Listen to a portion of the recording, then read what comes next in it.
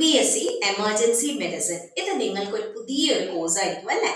ഇത് നിങ്ങൾക്ക് ഈ ഒരു കോഴ്സിലേക്ക് പോകണമെങ്കിൽ നിങ്ങൾക്ക് BSc എമർജൻസി മെഡിസിൻ എടുക്കണമെങ്കിൽ നിങ്ങൾക്ക് സയൻസ് പഠിച്ച കുട്ടികളായിരിക്കണം. +2 നിങ്ങൾ മസ്റ്റ് ആയിട്ട് ബയോളജി, ഫിസിക്സ്, കെമിസ്ട്രി ഒക്കെ പഠിച്ചിരിക്കണം. അതുപോലെ തന്നെ ഇത് 4 വർഷത്തെ ഒരു കോഴ്സാണ്. ഇന്ന് ഡോക്ടേഴ്സിന്റെയും നഴ്സസിന്റെ കൂടെ തന്നെ അതേ ഇമ്പോർട്ടൻസ് ഉള്ള വേറൊരു ടീം ഓഫ് വർക്കേഴ്സ് ഉണ്ട്. അവരാണ് എമർജൻസി മെഡിക്കൽ ടെക്നോളജിസ്റ്റ്. ആ എമർജൻസി മെഡിക്കൽ ടെക്നോളജിസ്റ്റ് ആവണമെങ്കിൽ നിങ്ങൾ 4 വർഷത്തെ BSc എമർജൻസി മെഡിസിൻ കഴിഞ്ഞിരിക്കണം. ഇന്നറിയാം നമ്മളെ രോഗികളുടെ എണ്ണമൊക്കെ കൂടുകയാണ്, എമർജൻസി കാഷ്വാലിറ്റീസിന്റെ ഒക്കെ ഫെസിലിറ്റീസ് കൂടി വരാണ്. അപ്പം നിങ്ങളുടെ ജോലി സാധ്യത ഇന്ന് വളരെ കൂടുതലാണ്. അപ്പൊ ഈ ഒരു കോഴ്സിലേക്ക് നിങ്ങൾക്ക് പോയാൽ നിങ്ങൾക്ക് ഹോസ്പിറ്റൽസിൽ, അതുപോലെ നഴ്സിംഗ് ഹോംസിൽ, ക്ലിനിക്സിലൊക്കെ നിങ്ങൾക്ക് ജോലി സാധ്യതകൾ വളരെ കൂടുതലാണ്.